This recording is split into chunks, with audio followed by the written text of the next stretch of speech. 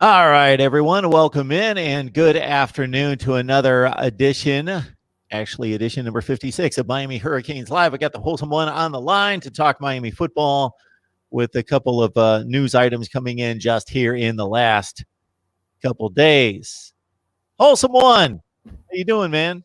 I'm doing wonderful, Mark. Just making the best of all our current situation. For us as content creators, this is a time where we kind of everyone's doing what we've been doing for the longest, sitting here on our laptop in our books, finishing up one of my last semesters here at North Dakota State, not South Dakota State, Mark. It's North Dakota State.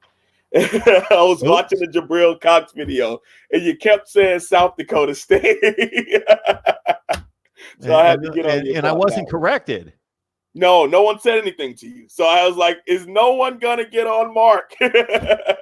So no, I'm just messing with you, Mark. No, it's all right. But yeah, man, it's an exciting time for me personally, but I'm also making sure to stay in contact with family and understanding that everybody's kind of going through something right now. So we kind of send out the positive energy, but understand that we're all grinding through it together.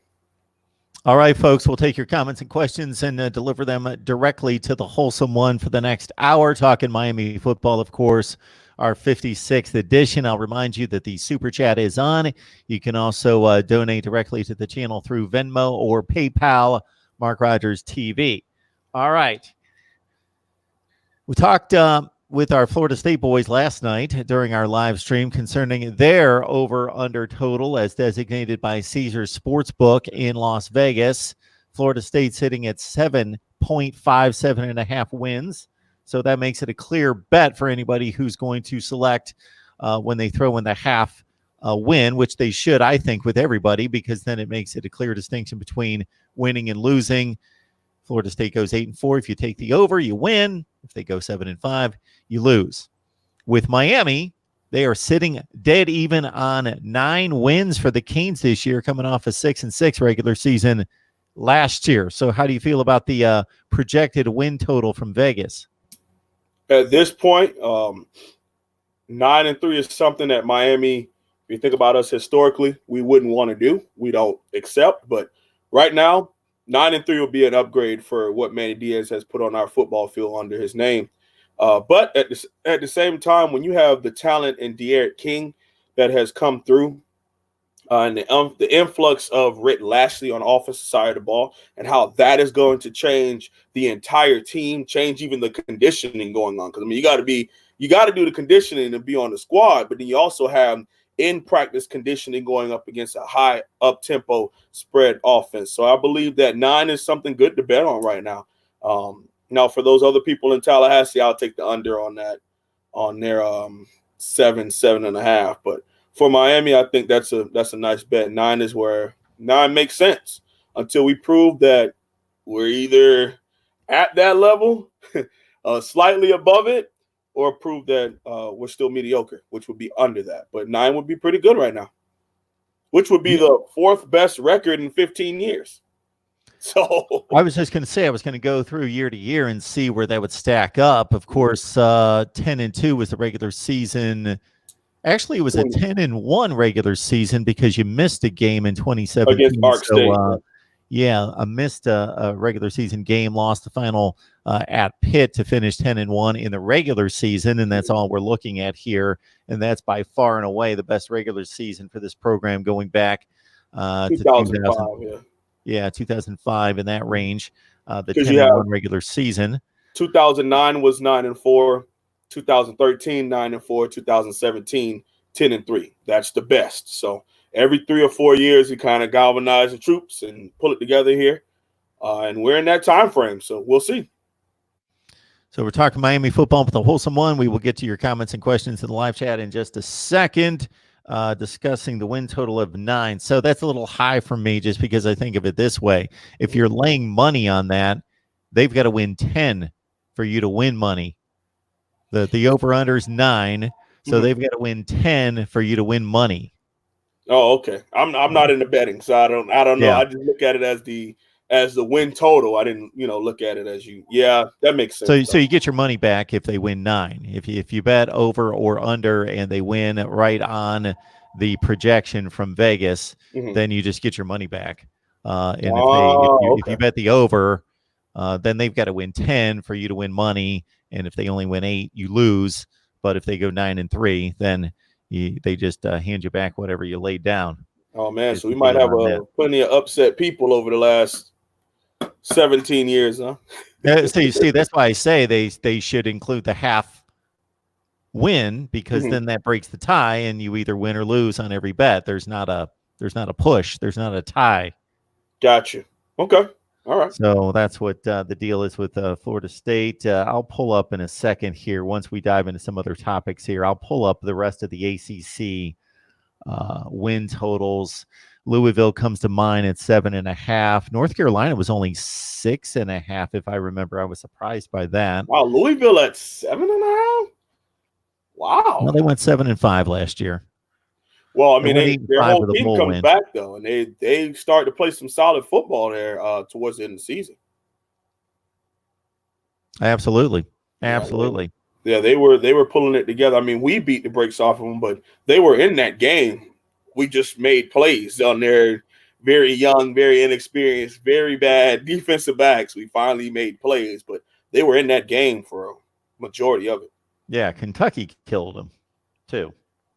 So they still they made great strides last year, going from 2-10 to 7-5. But they've got their work cut out for them in improving much over Absolutely. that. They still, if they Absolutely. ran into a decent team, it was usually a bit of a struggle defensively. But man, they can score points, no doubt about that. So I will look up the ACC win totals and we'll run those down. Meanwhile, Pro Football Focus has obviously been relied upon by people that really want in-depth grades on players in recent years, in breaking down the play-by-play and who's effective beyond the traditional stats. They rated their best pass rushers on the defensive side, of course, with Quincy Roche coming in with I don't know if this was a grade based on last season's performance or what's projected for 2020, but you say Quincy Roche had the best pass rushing percentage according Correct. to Pro Football Focus.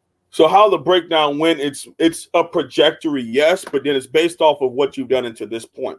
So due to Chase Young and other very good defenses, I think the other one was a DN from Penn State who went into the NFL draft. Now they just looked at the returners going into the 2020 season.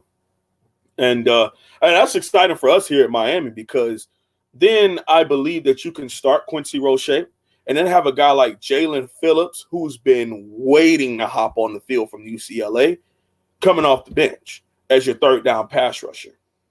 Or you can switch it up. You start Jalen, and then you bring in Quincy Roche on third downs to rush the passer also. I mean, the main piece of our defense in its whole will be Gregory Rousseau, who's someone that's going to have to battle between triple and double teams going into this season, just like all of our previous good season defensive ends. I mean, you look at Joe Jackson, who returned in 2018, who took all the double teams in 2018, which allowed John Garvin to have a very good season. The next season in 2019, John Garvin was receiving a double team. So now Gregory Rousseau was able to take advantage of one-on-ones and make plays. You also saw towards the end of that season last year, Greg Rousseau, they started switching it over to him. So then guys like Trevon Hill, guys like John Garvin were able to start making sacks because they were getting the one-on-one blocks. So now we're going into 2020. Greg Rousseau is going to get the double and triple teams, which means that the men opposite of him will get one-on-one blocks. So therefore, whoever our three technique is, whether it's Jared Harrison Hunt, whether it's Nestor Silvera, whether it's John Ford on special situations, they need to be able to get to the QB from the interior.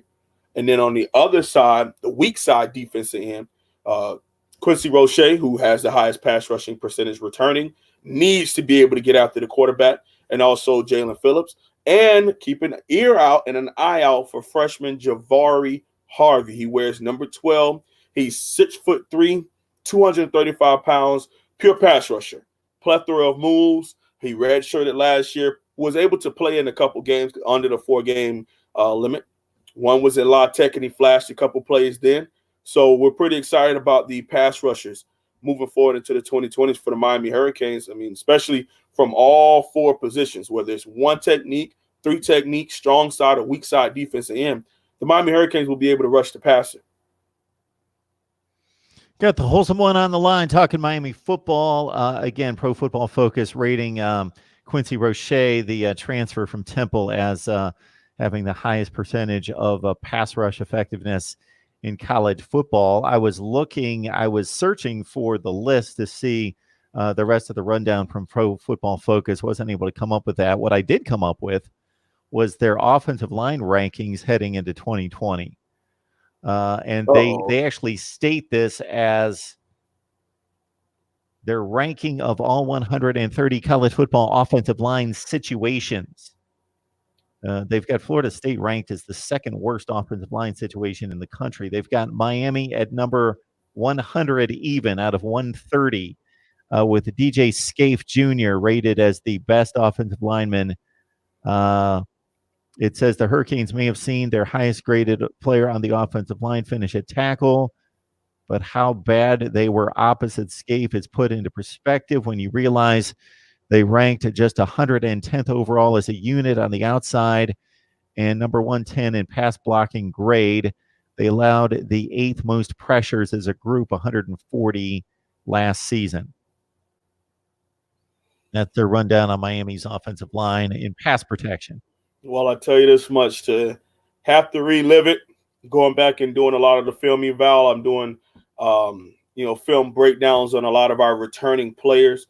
You got to see some guys flash. I mean, of course, that happens. You got to see some guys working together, but we were very young at left tackle, which is an excuse, but it's also a fact. Very young at left tackle with the true freshman who had only been doing pass sets for about 6 months before the Florida game, because his high school, they ran a triple option. So he had not done many pass sets and pass protecting and pass blocking in high school. So for him to come in and win the job should have spoke to who was all there already. Yes, I do agree that you're right, Coconut King. Prove us wrong. Prove us wrong. I say 8-4, prove us wrong.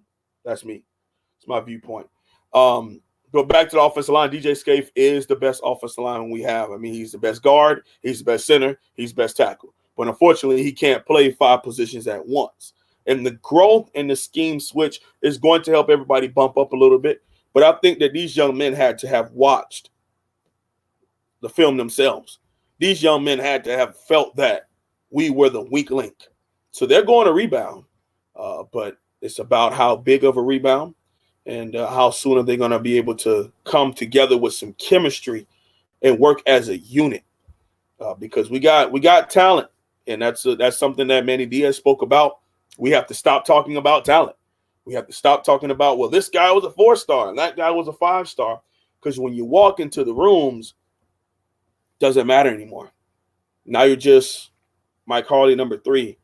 Not Mike Harley, the speedster out of St. Thomas Aquinas, 3-star, 4-star recruit from the class of 2017. No, it's not like that anymore. Got the wholesome one on the line talking Miami football. We're here each and every week. This is our 56th edition. Actually, some weeks we fit in 2 of these live streams. We got Cam Underwood joining us on a Saturday at 11 a.m. Eastern time, and we'll get the wholesome one involved in that conversation as well. But Cam couldn't make it today. We got the wholesome one helping us out and going to jump on the line with us along with Cam Saturday at 11 a.m. if the wholesome one's able to do that. Absolutely. I'm there. For part of that show. I am there. And that'll be a good time. George, we will get that would be George 850 Kane. We will get your super chat contribution to the screen. We appreciate it so much. I've got a question that was just asked about Dante from Dante Colon, who's saying sup to everybody, myself, the wholesome one, and the U family, about my thoughts about comparing De'Ara King to Vernon Adams Jr. Boy, I haven't thought about Vernon Adams in quite some time. So he was a highly successful FCS quarterback who transferred to Oregon in 2015. So this was coming off the heels of Marcus Mariota's run to the Heisman Trophy, a national championship team that went to the national championship game against Ohio State. They lost by 3 scores, but they got to the national championship game in 2014. They came back. They had a decent season in 15, weren't nearly as good. They won 9 games. But Vernon Adams was a kid that could really spin it. I don't know what happened once he hit an NFL camp, but I'm refreshing myself with his numbers right here. 65% completion percentage, 2,600 yards in 10 games. So he didn't play the entire season, got nicked up a little bit at one point, 26 touchdowns and 6 picks. So he had a great TD to interception ratio. But what I remember about Vernon Adams is that he was a bigger kid than De'Ara King. De'Ara King maybe has a little vertical challenge there, but Vernon Adams, a bigger kid, could really sling it. But Vernon Adams wasn't a kid that had a dynamic running game, wouldn't threaten the defense out of the pocket. No, he's about a 4.8 40 guy according to the NFL draft combine. He ran a 4.8 340. Yeah, he only ran for 5'11", solid 200 pounds. So yeah, he ran for a couple touchdowns. De'Ara King's a guy that accounted for 50 touchdowns 2 years ago total. They're just different players to a certain extent, but pretty comparable in regards to if you're just rating them on effectiveness. And again, Vernon Adams just had the one season, 10 games at Oregon, and produced a really good season, 26 TD, 6 picks, but was not a De'Ara King comparison as a player and as a dual threat guy. Right. I want to say and preference my statements by saying this guy did go first overall. But if by a simple comparison, I would say more of a Kyler Murray type of thing. Even though Kyler Murray was just on a different level as far as athleticism, and he could, I mean, to flick the ball and that thing go like 60 yards. And you see, he kind of caught the NFL by storm. They were not expecting him to be that good that soon. So, I mean, I think De'Ara King, and number one, I know that Dante isn't trying to be disrespectful on either side, neither are we. But at the same time, I think De'Ara King just has to be the very best De'Ara King and just show up every day, lead these young men, because not saying that we do not have a leader right now, but no one has set themselves apart in the QB room as the leader. And that's what you need, is a quarterback who's going to lead us on and off the field, that the coaches and the players believe in. Last year's problem, that the coaches believed in one guy, the players believed in another. And that's why we went back and forth with who the QB was. One of them's no longer here, so wish him the very best. The other one has stayed here and fought through all type of adversity, and hopefully he gets his chance in 2021 versus Alabama. Dante's responding here, Dante Colon, to Coconut Cane, but the rest of the U family as well, saying if you had to look at this year's schedule, incorporate the new staff changes, the addition of De'Ara King, Manny having been humbled greatly in 2019. So that's a kind of a very subjective statement there, because we don't know if he's going to be able to correct the issues from 2019 and bounce back from that, or if that's the head coach that Manny Diaz is. We don't know that. Right. Where do you see the 5 losses? And again, this is not a comment necessarily for us. It's for Coconut Cane. The only thing that I will say about this, and I stated this the other day when asked about win projections, and it's obviously this is just fodder for the offseason. It's fun to talk about, but they're going to hit the field hopefully in August and prepare for 4 weeks to get ready for a season. Then they're going to go out there, and regardless of what any of us think about the schedule and about their talent, they're going to have to go out there and perform. And whether that results in 10-2 or 6-6 or whatever it is. Last season, I made the statement in projecting their win total when I actually made a prediction in August that there were only 2 teams on their schedule that had comparable talent. And that didn't mean better talent. That just meant comparable talent. And I thought Florida didn't necessarily have better talent, but I just had more confidence in Dan Mullen being there and them being together as a program for a longer period of time. So Florida obviously proved to be a better team, although the game on the field was razor close. But over the course of a season, Florida was a better team and won that game.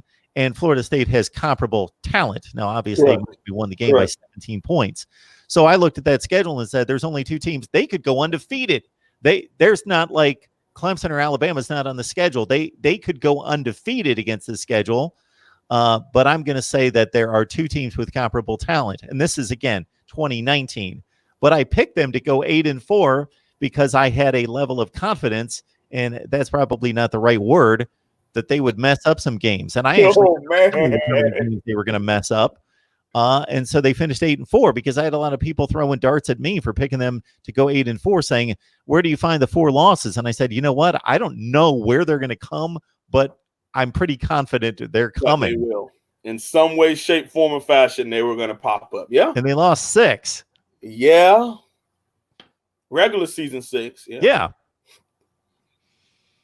So here we have. It's one of those things, Mark, that because it. Oh wait, $10 donation. Gotta definitely say something about that.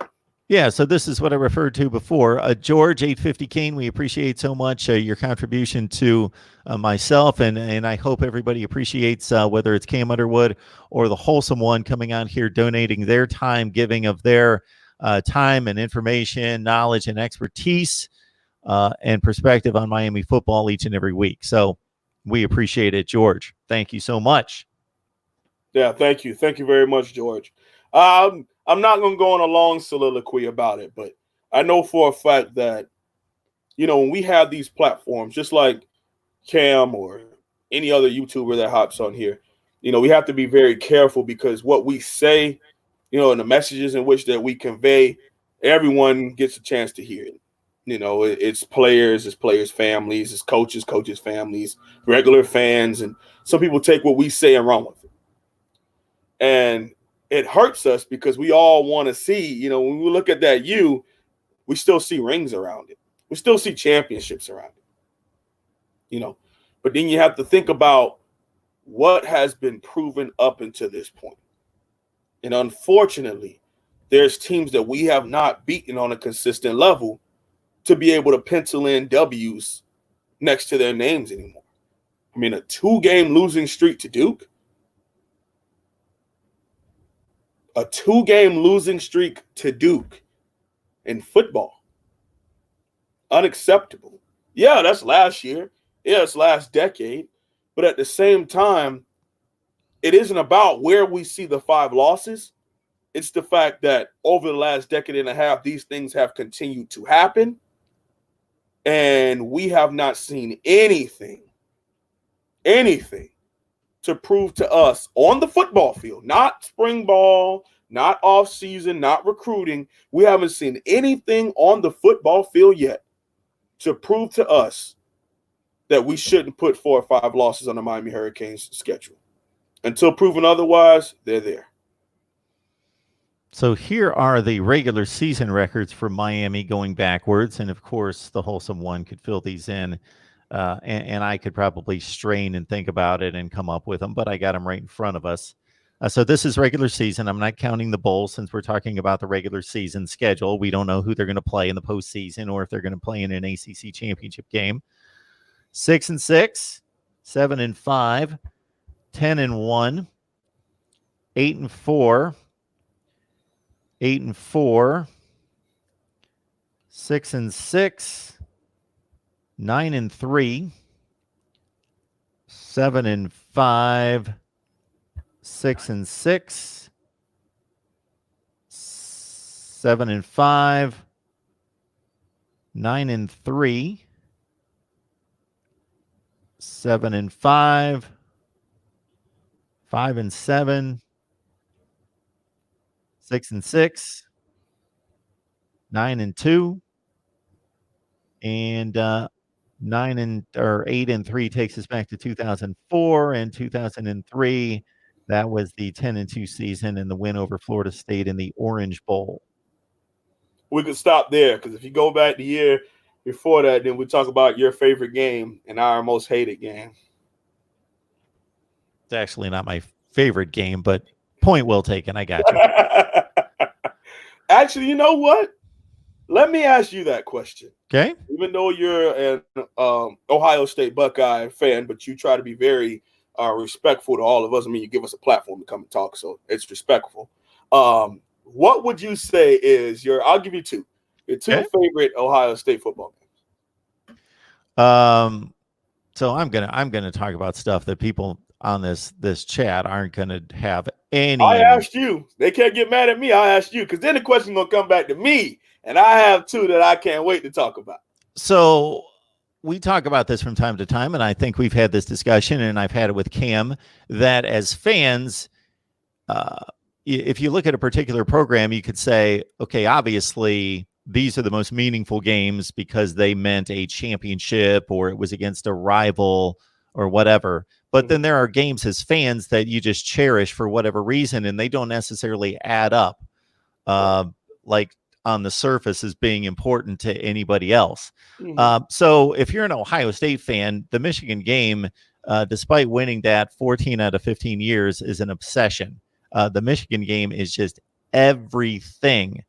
There is if you walked on the Ohio State campus and went into the athletic facilities, you would see that Michigan is prominent. Beating Michigan, knowing how many, the clock, the counter to the kickoff for the next game is prominent. It's just blown out of proportion in regards to the importance of it. So as a 12-year-old in 1981, for some reason, I cherish a game in which Ohio State was a double-digit underdog at Michigan, snow on the ground, losing 9-7, defensive slugfest. Art Schlechter, my favorite Ohio State Buckeye of all time, goes around right end on like a 3rd and long, finds a crease, scores the game-winning touchdown, gets pushed and extends for the goal line, hits the pylon, slides into a snow stack in the corner of the end zone, scores the game-winning touchdown to tie for the Big Ten championship and a 14-9 Ohio State win over Michigan. Okay. All right. Whew. You even able to detail it, huh? Oh, wow. Okay. Game, absolutely. So that's your number 2 or your number 1? So I get one more. More. Yeah, you get 2. My favorite, other favorite game of all time. Boy, there's a ton of them. I'm going to say that my other favorite game of all time there was something special about beating Alabama in the college football playoff at the Sugar Bowl in 2014. Ohio State lost a game early to Virginia Tech. They went on a run. They won the Big Ten. They had to just annihilate Wisconsin in the Big Ten championship game to get the last college football playoff spot.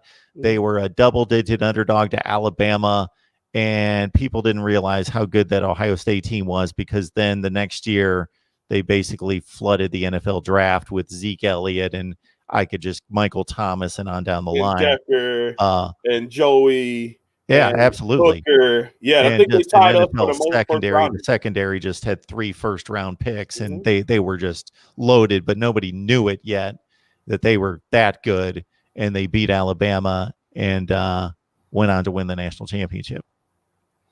Now, for me, I'm going to be a little bit closer. So my number 2, I'm going to have to say is 2013 versus the Florida Gators. And the reason why it was one of my first times going to a rivalry game in Miami. And Al Folden came up with this whiteout thing that we were going to do. It's what they do at Penn State. And so he wanted to wear white as a team at home. And Florida refused to wear their home jerseys in Miami. So then we had to switch, and that's when we came out with the all orange because Florida showed up in all white. And so the fans, if you ever look at the game, and it's a completely different, it was Sun Life Stadium back then. It's completely different look. I mean, it was nothing over top of us, sun beaming straight down on us, and we're all in white as fans. I remember that game. Yeah, and this is when they come out the tunnel for warm-ups, and we're all like, wait, aren't they supposed to be in white? It was the first time we ever debuted the all-orange uniforms. And, of course, we had the white helmet, but it was all orange jersey, orange pants, with the white and orange accessories is what Al Golden loved. He loved the White Sox and white and orange cleats, which was a switch up for us here at Miami because we were big on the black cleats, black socks thing, which to me, I didn't think it was wins or losses. But then when people picture the University of Miami, they think of the traditional white helmet, the orange top, white pants, black cleats, black socks. And if you switch any of that stuff up, people think you're messing with the juju. Anyway, we come out. So they come out, and eventually everybody's talking, and we're like, they initially start booing because they were upset that we thought we were going to do the whole all white thing, but eventually that went away. It was probably only a couple hundred of us in the stands at that point. And so we realized once Florida players came out, what the problem was, and back then it was all about the Facebook groups that we were in that was explaining what happened, from the message boards and screenshots and all that type of stuff. So eventually we all understood that Florida basically gave us a proverbial kiss our buttocks, and then we had to instantly switch uniforms. And so we're playing the game, and early on in the game, we did a play action. And Philip Dorsett had Vernon Hargraves by 25 yards. I mean, if this was one of those where you were playing NCAA and you had your player at 99 speed and the other guy was at like 81, and you literally called the play action bomb, but it turned out to be a deep post split and cover 2. And so the safeties were nowhere to be found, and it was wide open, boom, and the crowd went bonkers. I mean, we were throwing stuff in the air like we won the Super Bowl. It was crazy. And I spilled my soda on the lady next to me. But anyway, it's all right. And so I was so excited. Then the next drive comes out. And Matt Jones, who was the running back at the time, about 6'2", 230-pound running back from Florida. He was a big dude, long dreadlock. And he's going off on a 24 stretch. And so And back then, this is when I was still big into my science and learning it. So I had the end zone cut, and we're running a 34, but a 34 over at the time. So we call a play where the whole D line slants, and so Denzel Perriman is coming off, and so they all slant to the right, and Denzel Perriman is coming opposite and filling where they are. Perfect call against the perfect run, like we predicted that they were going to go to this 24 stretch. And so if you ever watch the game, you literally see him and Denzel. It's like they were mirroring each other. And he came with the ball high, and Denzel put his helmet right on the ball and popped it straight up. Curtis Porter falls on the ball. Number 96, Curtis Porter falls on the ball. And he was a redshirt senior guy who we had been waiting to show us anything for being a Miami Hurricane. He hadn't done anything up to that point. He falls on the ball. What do you think the crowd does again? Goes bananas. So we're going crazy. The very next play we get on offense, post corner to Herb Waters. And it was just like, it was nothing. You couldn't hear yourself think. I was on the 50th row, so I'm in the bowl, and hearing all of the sound and screaming. And of course, Miami goes on to win the game. And we gave up a fluke touchdown at the end, but Duke Johnson finished it off with a run play up the middle, off the edge, and scored a touchdown. And Anthony Chickalo finished the game with a sack that forced the referee, because we had them stacked up and it was 10 seconds left. And so they kept trying to let us play. And then Driscoll throws the ball, but they had already called him down. So then no one ran back for them to clock the ball. And when they tried to clock it, the game was over. And we figured that they were going to try to, screw us over. So then when the referee came on the intercom and said, "Oh, ball game's over." Oh, man. And to see Al Golden do the interview and then run over to the student section, for fans and students that had stuck with him since he got there with back-to-back 6 or 7 win seasons before that, getting blown out by K-State, the last big team that we had played, and to beat an in-state rival in the way that we did, so aggressive and forcing turnovers and interceptions and sacks and bombs. And I get emotional about it because I was there, but it was amazing to see a guy who we all thought was like this snob, stuck-up dude run over there and like start pointing at the students and like hugging them and shaking hands. And then the teams behind him all run like full sprinting to the student section. And it was just a beautiful sight to see, man. And yeah, I tell people I didn't cry, but yeah, I cried. I was just so into that. And 2013 was my senior football season, but I graduated the next spring, of course. So spring of 14, high school. But man, it was just an amazing opportunity, and it felt great because we had not had that at Miami in so long, where we're on national TV against a rival. No one expected us to win it. Everyone picked us to lose on ESPN, and we came out and basically handled them.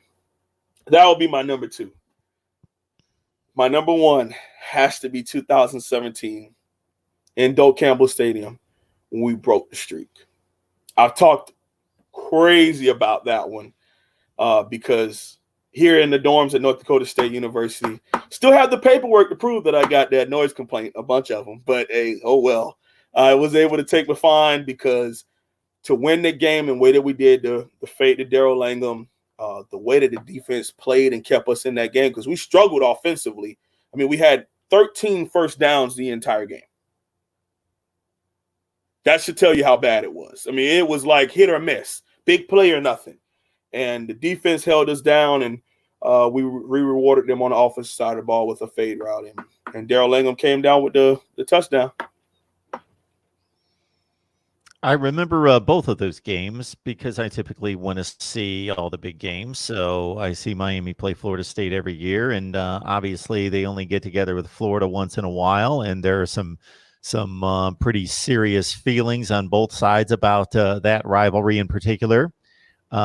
Different than the Florida State rivalry because of the games, again, being spaced out and Florida not choosing to play Miami for a long time. So I remember that the Florida game that you mentioned, the heat being a huge factor in that game, the sun beating down, the choice of the white uniforms. And I remember, as you explained it, I didn't remember it in that kind of detail, but I remember that the 52-yarder to Dorsett. I'm looking at the box score right here. Rayshon Jenkins and Tracy Howard had interceptions in that game. And see, ran for 59. That was huge for Brumman. Oh, Brumman is Tracy Howard. It's big for Tracy Howard because he was the sophomore phenom. He's a freshman that we were like, he's the number 1 corner in the country. We made some plays 2012, but 2013 as a sophomore was his very best. And Florida was the team that everyone knew he was going to. I mean, he had one of the. It was supposed to be the game-saving interception in the national championship, in the state championship game of Miramar High School versus Tampa Plant. But then it ended up not winning the game. And after he got the pick, he did the Gator chop. So we all in South Florida and everyone who was watching the game like, man, we lost another one to Florida. Then on National Signing Day, he put up the U.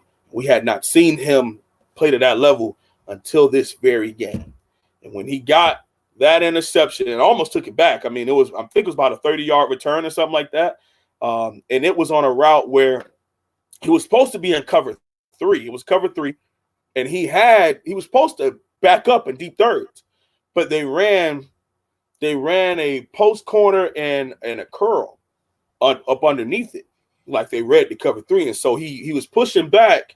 And eventually the safety realized it, so the safety got over top for the post corner. So he was able to come humming down on that curl route. He caught it in stride and started to take off. I mean, eventually got tackled. But if you ever watch the replay, it's like a 9-minute highlight tape that we have. And the camera started shaking because it was just going – we were going crazy in that place, man. And it brings back great memories to have seen the guys that you knew had the talent, the guys that you knew who were from the area, guys who I played against in high school at that time, now having a chance to showcase their talent on the national stage at Miami. And that's all we've ever wanted. Just give the young men a chance to play how we know that they can play. Got the Wholesome One on the line. Please check out his YouTube channel, The Wholesome One, HOLSUM and the number 1, HOLSUM and the number 1. That's it right there. Talking Miami football over on his channel, and we do it right here at Mark Rogers TV, the voice of college football. I'm in the midst of releasing my schedule previews and record projections. I'm done with the Big Ten, making my way through the SEC, and have a whole lot of other good content coming your way. Here are the win totals according to Vegas and College Football News. So in the Coastal Division, Caesars Sportsbook says Duke 5.5. College Football News says they're going to go 6-6. Georgia Tech, Vegas has them winning 3. So that's the over under for Georgia Tech. That's what they did last year. I would think that they would. I would go out there. I'd give them 5. I'd have to go out there and look at their schedule, but I gotta think. I know that they played Georgia non-conference. So that's almost an automatic loss. But I got to think with 4 non-conference games that they got to be playing enough group of 5 teams and FCS teams to get a couple wins. And if they win 1 or 2 in conference, that be worth a couple bucks to lay on Georgia Tech winning 4 games. Mm-hmm. That's tough, man. As we mentioned, Miami at 9. The college football win projection for College Football News is 7.5. I don't know how they're projecting 7.5 wins. I don't know how you do that. There are no ties in college football. But anyway, North Carolina, Vegas says 8.5. It's College Football News that only has them with 6.5 wins. Okay. They do have a difficult non-conference schedule with Central Florida and with Auburn. Oh, man. When do they play Auburn? They play both of them. They play them back-to-back, weeks 1 and 2. I mean, hey, I still say that North Carolina over the, as we say in the Hurricane fan base and on my channel, we say the Roaring 20s, and it's kind of dorky, but whatever. in the 2020s, we think that North Carolina is going to be our biggest problem in ACC Coastal. Shout out to Dante Colon. He was the one that came up with it, and we ran with it together on the channel. But I believe, and I have a lot of people that have come on and agree with me, I believe that Georgia Tech, number 2, but number 1 is going to be North Carolina.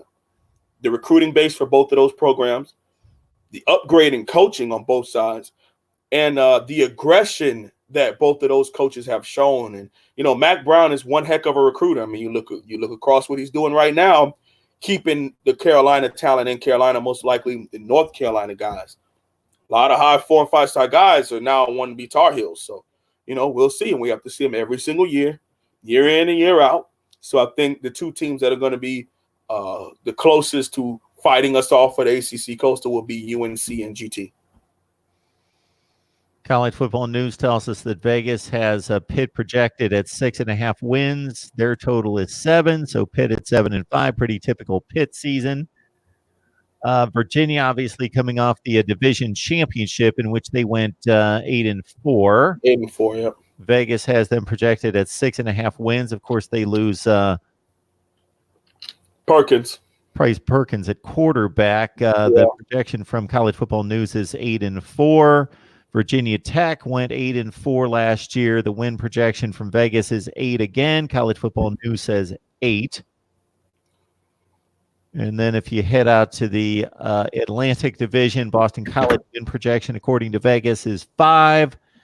Boston College has been winning their 6-6, 7-5 seasons, but of course they're changing head coaches. The win projection from College Football News for BC is 5. Clemson's got to go perfect if you're going to win money against Vegas, because Vegas says they're going to win 11.5, meaning, again, they've got to go 12-0 if you say that you're going to take the over. Otherwise, you're finding a loss for Clemson somewhere. They've got Florida State and South Carolina, and I don't know who. Notre Dame. They've got a trip to Notre Dame in early November. That would be their biggest challenge on paper, at least. And, you know, those teams that play each other, you know, of course, we look at Miami with North Carolina, Georgia Tech, Duke, Virginia Tech, you know, teams that on paper we should beat. Well, they know us. They know our roster. They know our coaches. You know, we play each other every single year. The same thing happens on the Atlantic side. I mean, you look at early on that Louisville game, they were in that game, and eventually it got bad. But they fought and kicked Clemson in the teeth.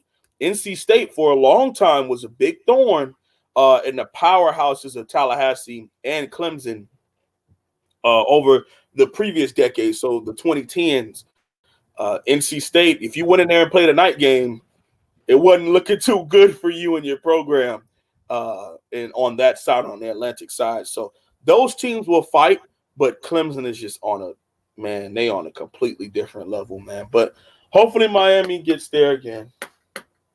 As we mentioned, Florida State 7.5, according to Vegas. Louisville 7.5, coming off a 7-5 season. North Carolina State. Now they're usually going 7-5, 8-4. That's pretty much North Carolina State's MO, but they fell to 1-7 in the ACC and 4-8 last year.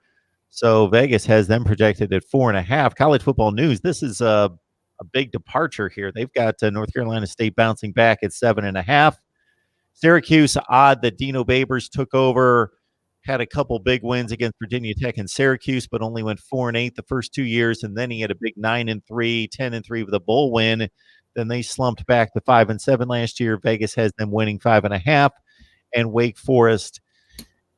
I tell you, people make fun of Wake Forest, and they seem to be the team that, when I talk to guests from other conferences, other teams that don't follow the ACC and don't really know what's going on at all, and I don't call them out, but when they point to the ACC struggles and reputation currently as being down, the first school that flies out of their mouth is always Wake Forest. Oh, who's going to win anything out of Wake Forest? They like make a joke out of Wake Forest, and if I take the time, I let them know. Actually, Wake Forest has been a good football team. Yeah. They're not great. They're not great, but they're going 8-4, 7-5 every year and winning bowl games.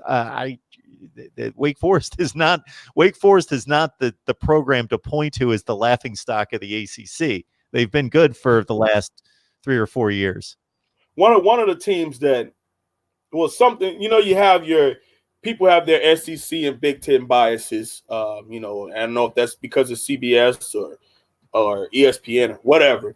But, I look at teams like Vanderbilt in the SEC to where just geographically and academic issues and how strenuous and hard it is to get certain players to go there and players to stick and who they have to play week in and week out. I'll put Wake Forest and Vanderbilt kind of in that same category to where they're such good academic institutions. And then they still have to go and play some of these big state power schools that it's not the easiest to do, man. And I tell you what, Vanderbilt would be a tough job. Wake Forest would also be a tough job as a coach. But, respect to them. They got to line up and play football too. Yeah. Wake Forest went 8-4 last year, lost a bowl game by 1 score to Michigan State. Year before, they went 6-6 regular season, beat Memphis in a bowl game. Year before that, in 2017, they were 7-5 in the regular season. Then they beat Texas A&M in a bowl game. I remember that game really well, 55-52 game. Year before that, they were 6-6, and then they beat Temple in the Military Bowl. They've been really good since Dave Clawson took over and went 3-9 his first 2 years, and then turned them around. So they're winning 7-8 games and going to bowl games. I hope that this gets I would have to say for me and my fans, I can't speak for the whole University of Miami football fans, but the 2 teams I talk about on our schedule, I know Dante asked where our 5 losses. 2 of them that I'm very nervous in is Wake Forest and North Carolina. And everybody always says, we get North Carolina. But why Wake Forest? I'm like, man, listen, they are coaching well over there.